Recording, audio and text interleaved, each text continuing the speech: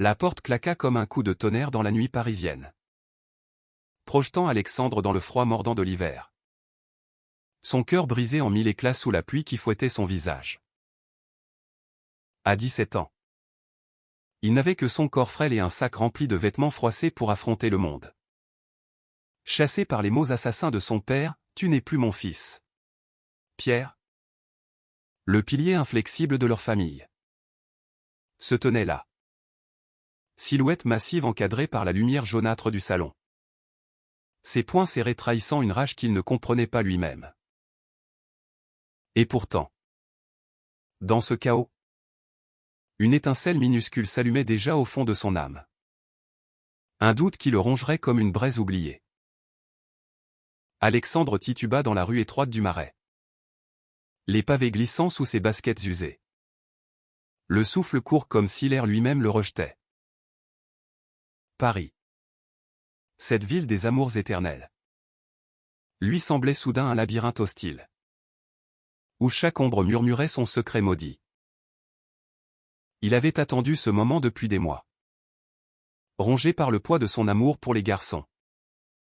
Un amour qu'il avait osé confier à sa mère, Marie. Dans un murmure tremblant la veille au soir. Elle avait pleuré. L'avait serré contre elle. Ses mains douces comme un refuge précaire. Mais Pierre avait tout entendu. Le lendemain. L'explosion. « Comment as-tu pu nous trahir comme ça ?» avait hurlé le père. Ses yeux injectés de sang. Tandis que les murs de leur appartement haussmannien semblaient se refermer sur eux. Alexandre fuyait maintenant. Le cœur battant à tout rompre. Se demandant si le monde entier le condamnerait pour avoir aimé. Les heures s'étirèrent en une nuit interminable. Il erra le long de la Seine. Le fleuve noir reflétant les lumières des ponts comme des promesses brisées. À l'aube, épuisé, il s'effondra sur un banc près du pont des Arts. Là où les cadenas d'amour rouillés pendaient en guirlandes ironiques. C'est là que Julien le trouva. Ce garçon de 18 ans au regard perçant. Un étudiant en art qui dessinait les silhouettes matinales des passants. Julien, fils d'immigrés italiens installés à Paris depuis 2 générations, avait lui-même traversé les ombres de l'acceptation familiale. Et ça va ? Demanda-t-il d'une voix chaude, teintée d'un accent chantant qui contrastait avec la grisaille ambiante. Alexandre leva les yeux, surpris par cette main tendue. Ce sourire qui n'exigeait rien. Pour la première fois depuis des heures, il se sentit vu. Non comme un paria, mais comme un être humain. Julien l'emmena chez lui.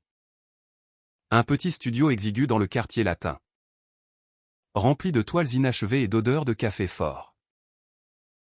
Reste autant que tu veux, dit-il simplement, en jetant une couverture sur les épaules tremblantes d'Alexandre. Ce soir-là, pour la première fois, Alexandre parla sans filtre de Pierre.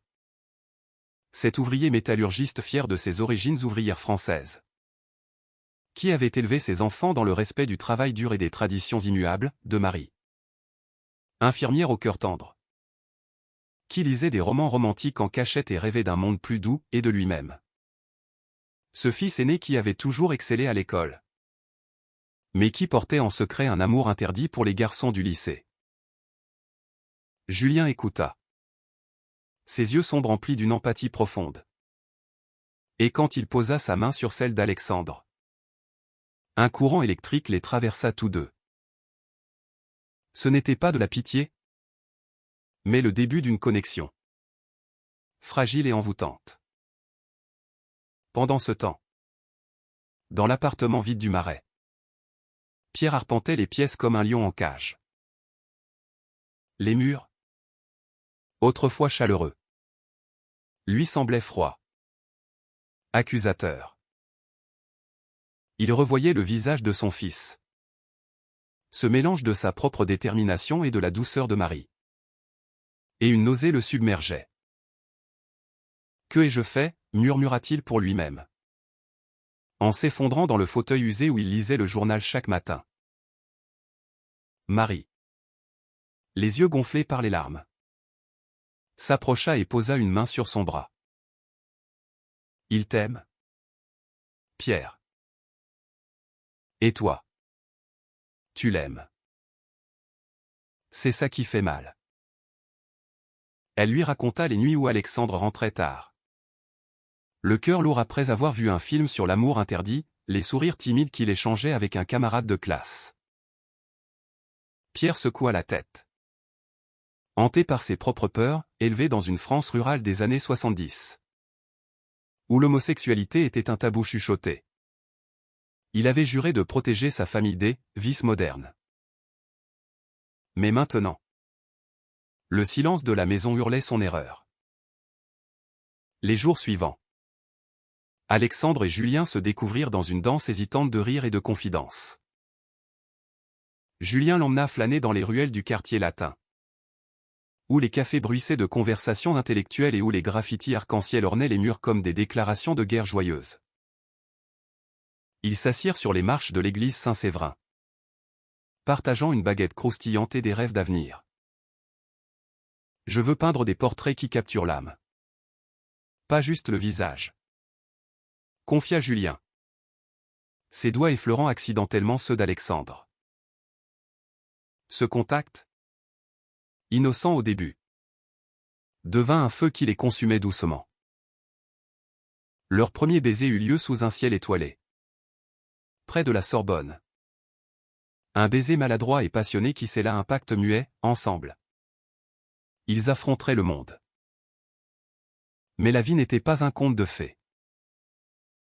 Alexandre, sans ressources, accepta un job de serveur dans un bistrot animé du Marais. Un quartier vibrant où la communauté LGBT pulsait comme un cœur battant. Là, il rencontra d'autres âmes blessées, Léa, une lesbienne trans de 25 ans originaire de Marseille, qui gérait le bar avec une férocité protectrice, et Karim, un activiste d'origine maghrébine qui organisait des ateliers sur l'identité queer. Ces rencontres tissaient un filet de sécurité autour d'Alexandre, lui apprenant que son amour n'était pas une malédiction, mais une force.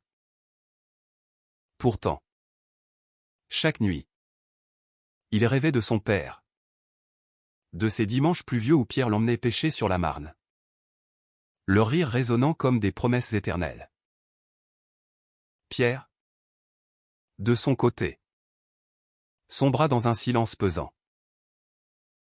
Au travail, à l'usine Renault de Billancourt, ses collègues remarquaient son air absent. Qu'est-ce qui te ronge, vieux? Demanda un jour son ami Raoul, un syndicaliste bourru. Pierre hésita. Puis les mots jaillirent comme un torrent, l'aveu de son fils. Sa réaction explosive. Le vide laissé par son départ. Raoul, qui avait un neveu ouvertement gay, posa une main ferme sur son épaule. Tu sais, Pierre, l'amour n'a pas de genre. C'est ce que j'ai appris à la dure. Ces paroles semèrent une graine. Ce soir-là, seul avec Marie, Pierre feuilleta un vieux album photo, Alexandre bébé, riant dans ses bras, adolescent, posant fier devant la tour Eiffel. Les larmes coulèrent, chaudes et libératrices. Je dois le retrouver, murmura-t-il. La rédemption de Pierre prit racine lors d'une manifestation inattendue. Quelques semaines après le départ d'Alexandre, une marche pour les droits LGBT traversa Paris, serpentant des Champs-Élysées jusqu'à la place de la Bastille. Marie, qui avait toujours eu un pied dans les causes sociales grâce à son travail à l'hôpital, insista pour qu'ils y aillent. Pour lui, Pierre. Pour comprendre. Il accepta, le cœur serré. Se sentant comme un intrus parmi la foule bigarrée, des jeunes tatoués. Des couples main dans la main. Des familles entières brandissant des pancartes, amour pour tous. Les chants résonnaient, ni guerre ni paix. Amour partout. Et pour la première fois. Pierre vit non des déviants. Mais des humains luttant pour leur vérité. Un orateur. Une femme d'une quarantaine d'années nommée Sophie. Raconta son propre coming out forcé à l'âge de 16 ans. Chassée par son père conservateur. Ces mots frappèrent Pierre comme un éclair, il a fini par hisser notre drapeau. Des années plus tard. L'amour triomphe toujours. Ce discours brisa les dernières digues. Pierre rentra chez lui transformé. Le regard clair. Le lendemain. Il fouilla les greniers. Trouva une vieille perche à rideaux. Et confectionna maladroitement un mât. Marie. Émue. L'aida à coudre un drapeau arc-en-ciel. Acheté discrètement dans une boutique du Marais. Ensemble. Ils montèrent sur le balcon étroit de leur appartement. Sous les yeux curieux des voisins. Pierre hissa le tissu coloré. Ses mains tremblantes. Et un vent léger le fit onduler comme un appel au pardon. Pour Alexandre. Dit-il. La voix brisée. En bas. Dans la rue. Un jeune couple passa. Leva les yeux et sourit. Paris. Indifférente et bienveillante. Semblait approuver. Alexandre apprit la nouvelle par un appel de sa mère. Sa voix chevrotante au téléphone du bistrot. Viens. Mon chéri. Ton père. Il a changé. Le cœur d'Alexandre se serra. Mélange de peur et d'espoir. Julien. À ses côtés. Serra sa main. Vas-y. Et je t'attends. Le trajet en métro jusqu'au Marais fut une éternité de doute, et si c'était un piège? Et si l'amour n'était pas assez fort? Mais quand il frappa à la porte. Ce fut Pierre qui ouvrit. Les yeux rougis. Le drapeau flottant derrière lui comme une auréole. Mon fils? Murmura-t-il. Et il s'enlacèrent?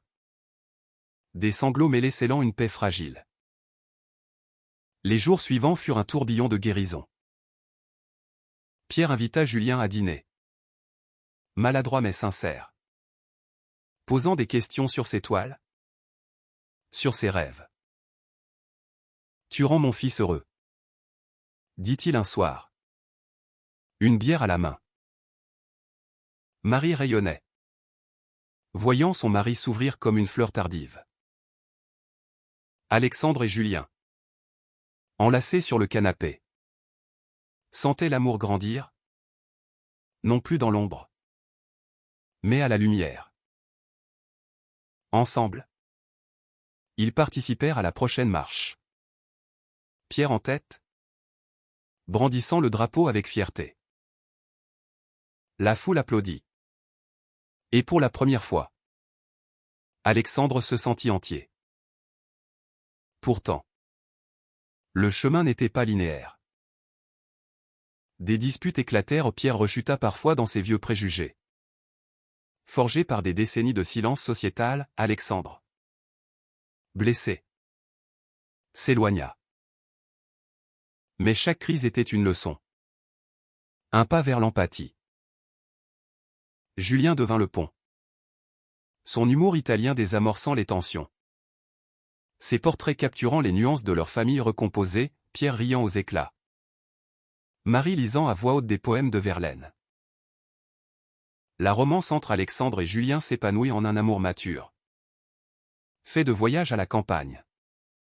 De nuits passionnées sous les toits parisiens. Et de promesses chuchotées au pied de la tour Eiffel. Un an plus tard. Lors de la Pride. Pierre monta sur scène. Micro en main. Pour partager son histoire. J'ai chassé mon fils parce que j'avais peur. Peur de l'inconnu. Peur de perdre l'image que j'avais de ma famille. Mais l'amour, mes amis, n'est pas une image. C'est une force qui nous transforme. La foule hurla son approbation. Et Alexandre, aux premières loges avec Julien et Marie, sentit les larmes couler au nom de douleur, mais de joie pure. Pierre descendit, les serra dans ses bras, et ils marchèrent ensemble, le drapeau arc-en-ciel en étendard. Dans ce monde imparfait, où les préjugés persistent comme des ombres tenaces, leur histoire devint un phare. Alexandre poursuivit ses études en littérature. Écrivant un roman sur la résilience queer, Julien exposa ses toiles dans une galerie du Marais. Célébrant l'amour sous toutes ses formes, Pierre devint bénévole pour une association d'aide aux familles LGBT.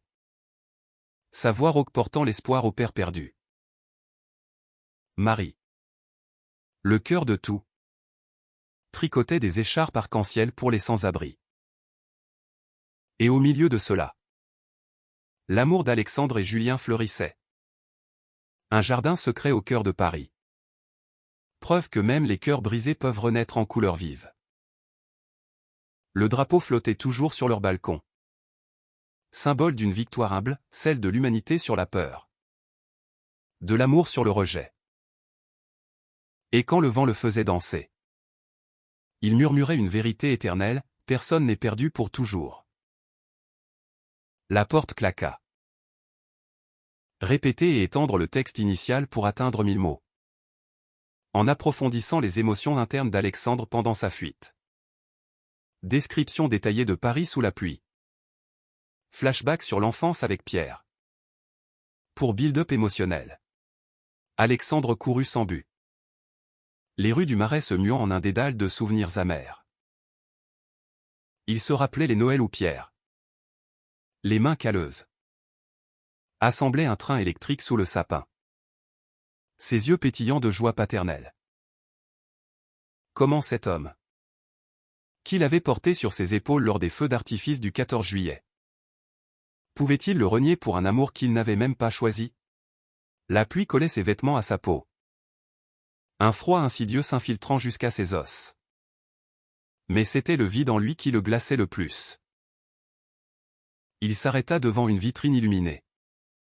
Un café gay-friendly où des rires filtraient à travers la vitre embuée. Il hésita. La main sur la poignée. Mais la honte le retint.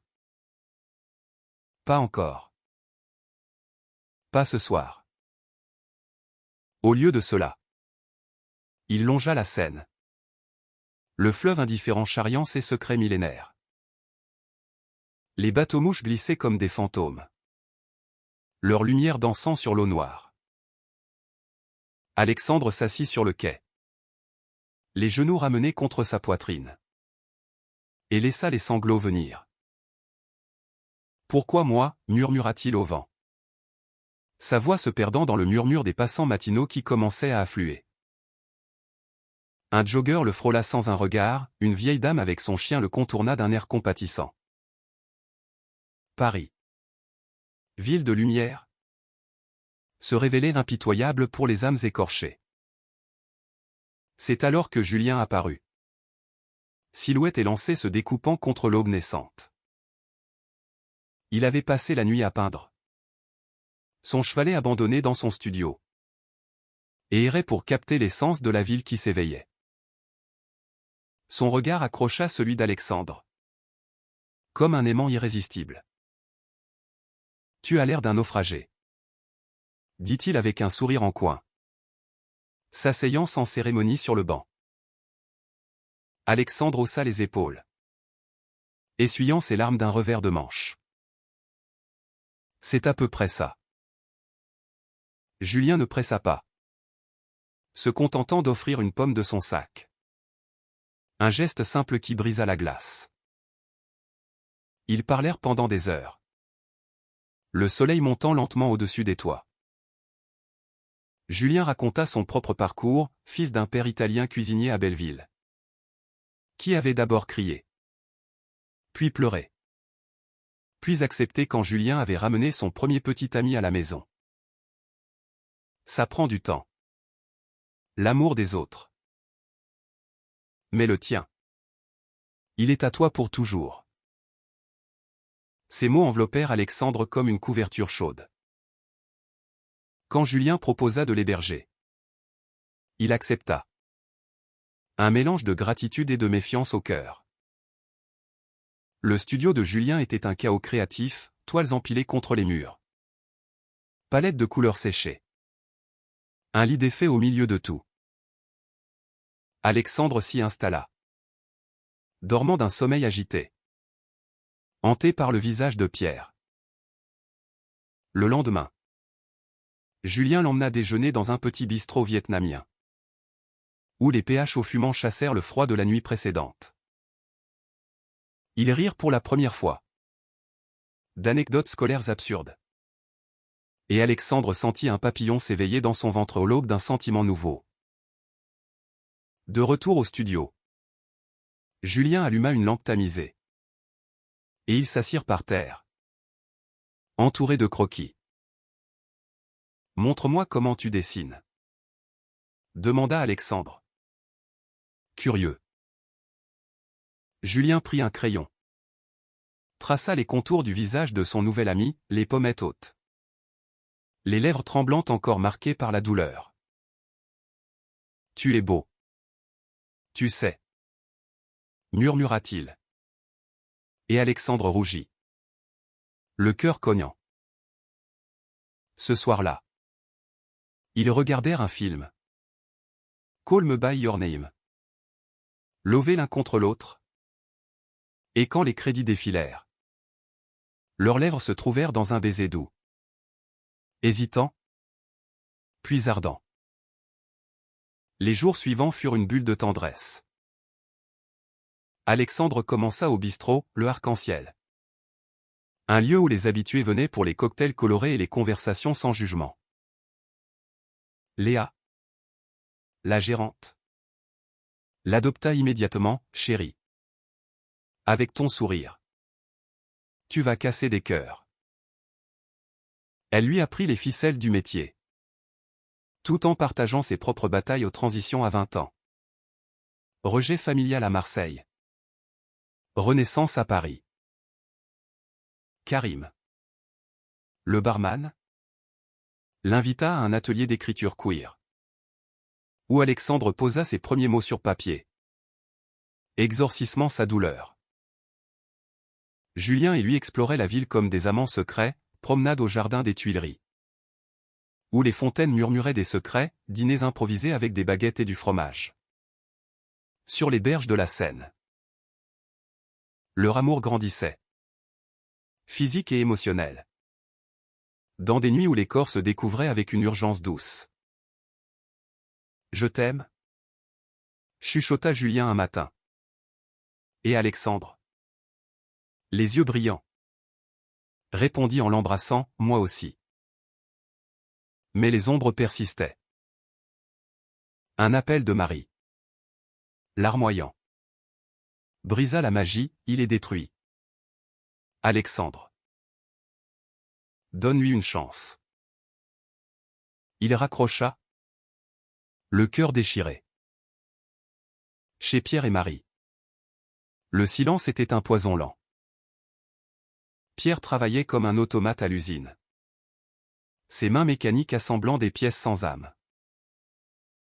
Raoul, son collègue, le coinça un midi à la cantine, parle. Bon sang. Pierre craqua, racontant tout. Raoul écouta. Puis, vient à une réunion des pères pour l'égalité. Ça pourrait t'aider. La réunion, dans une salle paroissiale du 11e arrondissement, fut un choc. Des hommes comme lui, pères hétéros, partageaient leurs regrets. Un ancien militaire pleurait son fils perdu, un professeur parlait de sa fierté retrouvée. Pierre parla peu, mais rentra changé. Serrant Marie contre lui, « Je veux le revoir. » Marie l'encouragea à lire un livre sur l'histoire LGBT en France. Des témoignages de coming out. Chaque page était une claque. Une révélation. Un soir au bistrot. Un ancien flirt de Julien apparut, provoquant une dispute. Alexandre fuit dans la nuit, doutant. Julien le rattrapa sous la pluie, « Tu es mon présent. Mon futur. » Réconciliation passionnée. Pendant ce temps, Pierre suivit Marie à une manif. Observant de loin. Cœur battant. Pierre confectionna le mât. Cousit le drapeau avec Marie. Le hissa au balcon. Un geste symbolique vu par les voisins. Marie appela Alexandre, « Viens voir. » Alexandre hésita. Mais partit. Julien l'accompagnant moralement. À la porte. Étreinte avec Pierre. Dîner tendu. Puis cathartique. Histoire partagée. Larmes. Vie quotidienne recomposée. Amour d'Alexandre et Julien approfondi. Pierre s'engage activement. À la Pride. Pierre parle. Famille unie. Alexandre et Julien planifient l'avenir. Le drapeau flottait. Répéter et conclure avec valeur humanitaire.